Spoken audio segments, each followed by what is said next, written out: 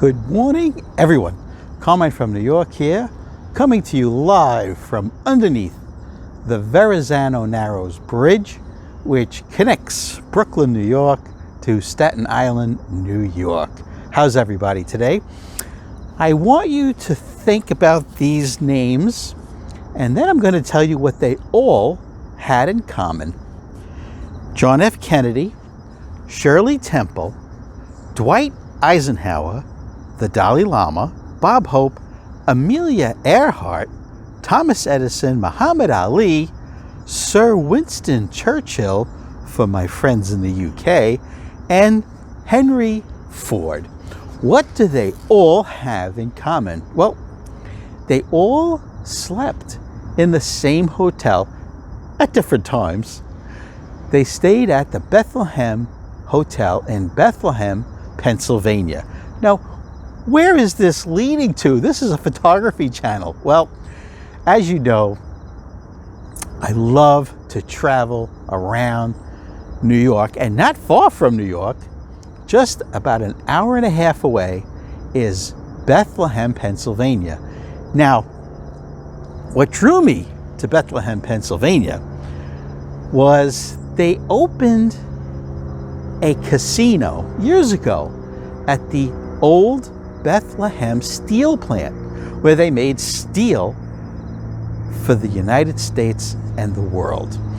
Well, that Bethlehem steel plant has since closed its doors, but on its grounds, they opened a casino. So, a while back, I decided to go visit the casino with friends and family. And at the time, the casino, the hotel, was not built yet. It wasn't finished. So we looked online for a hotel close to the casino at the Bethlehem, the former Bethlehem steel plant. And we came across the Bethlehem Hotel. Historic. I knew nothing about it until I started researching it. And I says, oh, we have got to go to the Bethlehem Hotel. So anyway, we booked our rooms. They're a little on the pricey side, a couple of $100 a night. But let me tell you something. Even though it has a haunted room verified by these haunted house seekers, which makes it more popular, believe it or not. So we stayed, and we had a great time. But I did not go without a very special camera.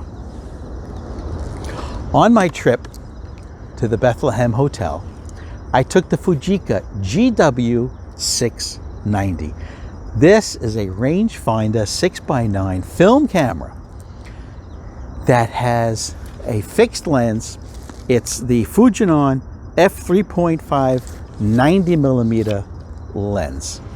Now, let me just give you a little history about this camera that only takes 8 exposures per 120 roll of film, because the negative is so big, it's 6x9 centimeters. All right, you know I have my notes, like any good photojournalist would have. So, let's see. The fastest shutter speed is 1/500th of a second. It takes 67mm filters, which I have one on there now. You'll also see a vented lens hood, because it is a rangefinder, and the vented hood lets you basically see right through the lens hood. Now, on the bottom of this camera, right here, is a counter, kind of like an odometer for your car. And what it does is it clicks one numeral for every 10th frame that you shoot. And there's a reason for it.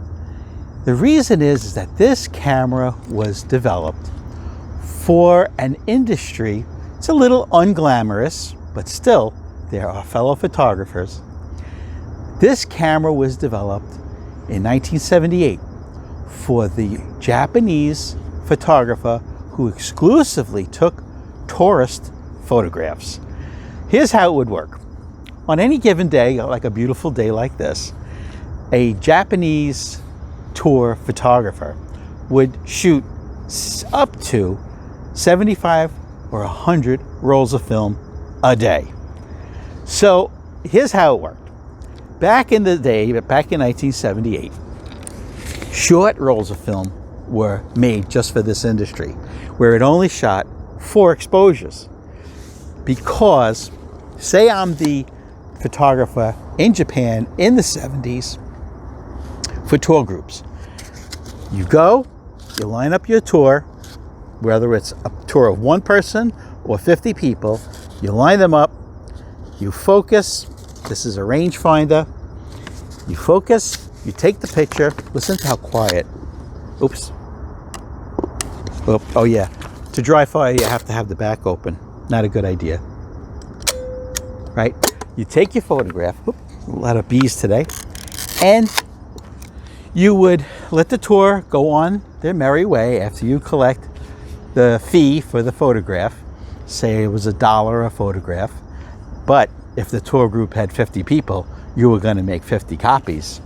And you would run into the darkroom after you handed the camera off to usually your spouse to take the pictures of the next group. You would run into the darkroom, you would take the film out, you develop the film, and then you would make contact prints, no enlarger necessary. Because the negative, the frame is so big, look at the size of this negative compared to my face. It's gigantic. So all they had to do was develop the film, make a contact print. Now, if you don't know what a contact print is, it's where you take the negative and you put it right on top of a piece of photographic paper in the darkroom. You shine a light on it, and it transfers the image directly onto the paper. If you had 1 customer from that negative or 50, that would determine how many copies you make.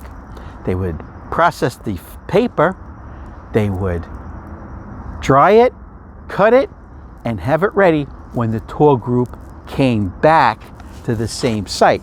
Let's say that they were it was a tour to go visit temples or some beautiful hills, waterfalls, gardens, whatever.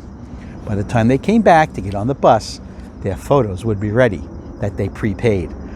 Don't forget, it's very important in that industry to get paid up front, because after a person back in the 60s and 70s, right, after they had their picture taken, they might change their mind and look at the picture and say to themselves, oh, I don't look handsome enough, and they wouldn't buy the picture. No, no, no. In that industry, the tour group industry, you pay up front. The prices were not high. Say they were $1 or whatever the equivalent was in yen.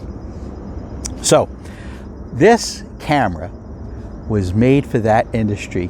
But now let's fast forward to today. This camera, the FUJICA Professional 6x9 GW690, is very sought after in the photography market for ladies and gentlemen that want to get back into film photography, medium format film photography. Let's just look at my notes again and make sure I have everything covered. All right, so it has a leaf shutter, which means, number 1, it's quiet, and number 2, you can shoot flash at any shutter speed without worrying about shadowing getting cut off by, say, a normal shutter. So Fuji made 9 different models of this camera.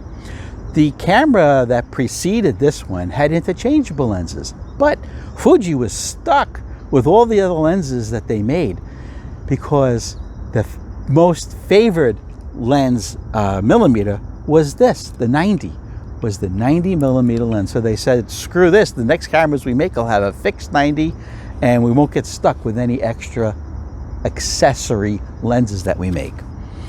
If you look at this and you go online or look on your shelf at a Leica M3, they look very similar. So what I want to do now is, I mentioned in the beginning, I went to the Bethlehem Hotel in Bethlehem, Pennsylvania. I brought this camera. This is a while back, but I want to show you the 12 or so photographs that I took there walking around. First of all, it's a beautiful place. It's a very historic, the whole area, Main Street. Good Italian restaurant there, by the way. Let's look at the photographs. And what I want you to see, what I see in those photographs, because it's medium format and because it's one of the biggest dimensions you can have. It's not the biggest, 6x9. There's bigger than 6x9.